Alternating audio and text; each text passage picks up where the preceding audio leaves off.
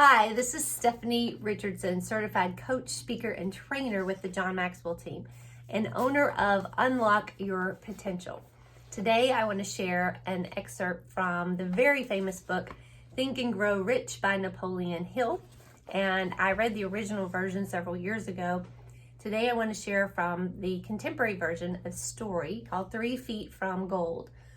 One of the most common causes of failure is the habit of quitting when one is overtaken by temporary defeat.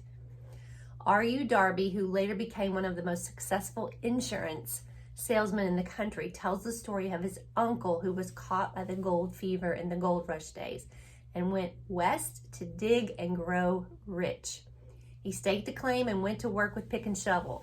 The going was hard, but his lust for gold was definite. After weeks of labor, he was rewarded by the discovery of the shining ore.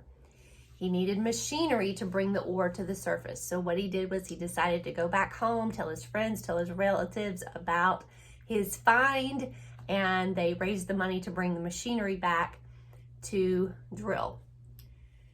And the first car of ore was mined and shipped to a smelter, and the returns proved they had one of the richest mines in Colorado. A few more cars of that one would clear their debts. Then would come the big killing and profits. Down went the drills and up went the hopes of Darby and his uncle. Then something happened. The vein of gold disappeared. They'd come to the end of the rainbow and the pot of gold was no longer there. They drilled on, desperately trying to pick up the vein again, all to no avail. Finally, they decided to quit. They sold the machinery to a junk man for a few $100s and took the train back home.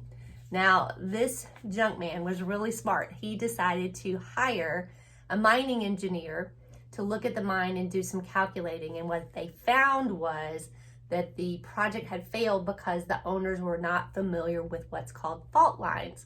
And his calculations showed that the vein would be found 3 feet from where they had stopped drilling. And that's exactly where it was found. And guess what?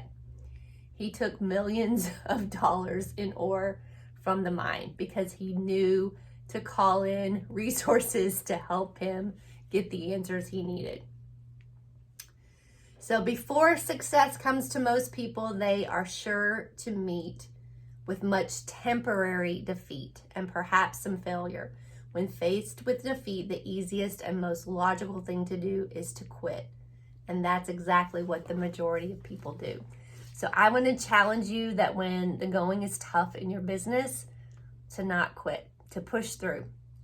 Because guess what? There's millions of dollars of ore on the other side.